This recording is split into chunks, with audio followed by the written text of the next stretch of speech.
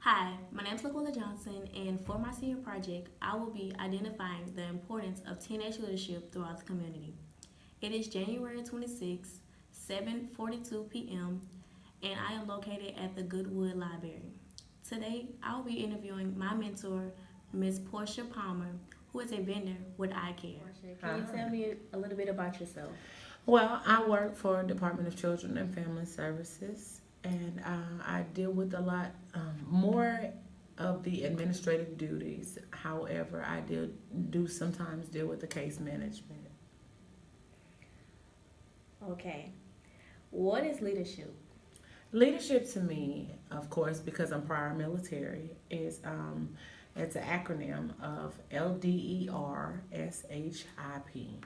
The L stands for loyalty, the D stands for duty, the R is for respect, the S is for selfless service, the H is for honor, the I is for integrity, and P is for personal courage. So if you have all of those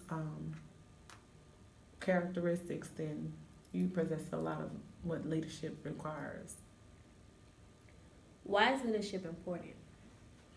Well, leadership is important because you don't want a lot of chaos going on. If you have too many Indians, so to speak, and not enough chiefs, then you have everybody trying to um, head in a different direction. That's why, of course, this country has presidents and other places have emperors and whatnot. How can helping out in the community give out a long term effect? Helping out in the community can give out a long term effect because it also gives everyone an idea of um, how to lead in the community. Um, you have plenty of generations that come through. You learn from your grandmother, and your parents learn from your grandmother, and your parents taught you. So How can the behavior of communities affect the youth? the behavior of a community affects the youth because so often you hear people say that I'm a product of my environment.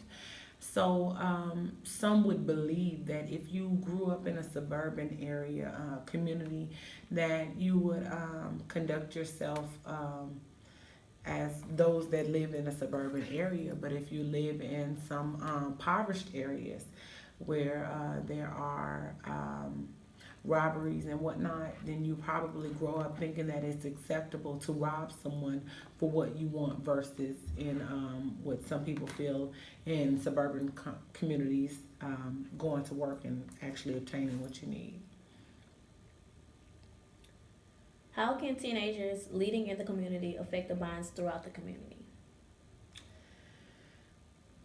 Let me get you to repeat that one more time for me. How can the how can teenagers leading in the community affects the bonds throughout the community? Okay. Just like I said, when you're dealing with your grandparents and your parents learn from your grandparents and you learn from your parents, there are a lot of times where in the community, some people don't have parents that they can learn from. So you find a lot of times that teens or children are learning from their peers. So if you conduct yourself in a way that they admire, or if you have things that you obtain that another teen would want, they would probably go about getting them the same way that you did. So if you work for them, then they'll say, okay, I want to get a job. Versus if you stole them, they'll say, okay, I need to get whatever I need to get to steal it. How can teenagers change the behavior in the community? Teenagers can change their behavior just like any adult can change their behavior. It starts within yourself. You have to actually want to be a better person. But of course, that takes the act of knowing what being a better person is. What do you think teenagers can do to better reach out to the community? Ooh, that's a good question. There is so much that teenagers can do to reach out to the community. You can start by assisting some of the elderly shelters, whom probably could use a lot of help in volunteering. You can also mentor some of the younger children in the community that may not have sisters or brothers or parents. I've noticed in my office that there are so many different children that come into our office that don't have parents or don't have siblings. So sometimes they have to go to shelters. And in those shelters, of course, there's basically children raising children because sometimes as teens, and I know that I probably was guilty growing up, where you dismiss what an adult tells you because you don't feel like they can relate to what you've gone through. But if you have someone who is your age or has been your age or closer to your age, you feel as though they have more credible information. So as a teen, I feel like if you can guide yourself in a way that your younger siblings or whatnot would want to follow in your footsteps, that would be the best way to change things. How many hours do you think an average teenager should work and why? I think that a teenager should work as many hours as they are available to work. I think that you should balance yourself according to whatever you feel that you can handle. Me personally, I'm an overachiever, so at any time that I feel like I would like to, once I get finished with my mission at hand, I probably give an extra few minutes towards mentoring some students and whatnot. So anytime that you have any opportunity to make a difference, I think that you should take that opportunity to do so. At what age do you feel like it is reasonable for people to take part into the community? I don't think there's an age limit for what time that you should take. If at 2 you're cognitive enough to know that collecting cans would help recycle and change the environment, then I encourage that 2-year-old and so on and so forth. So, but like I said, as a practice, if you start something young and you keep it going, you'll just be that well of a trained adult. Mm-hmm. What is your opinion about teenagers being introduced to leading in the community, and explain how teenagers can inspire other teenagers to help out in the community? You said, what is my opinion about teenagers being introduced? My opinion about teenagers being introduced into the community, I feel like the sooner the better. You train up a child in the way you want them to go. And so, of course, you have to introduce them to the process of what the world will expect from them. So, in my household, I would say that the chores would define your work ethics, just like your homework.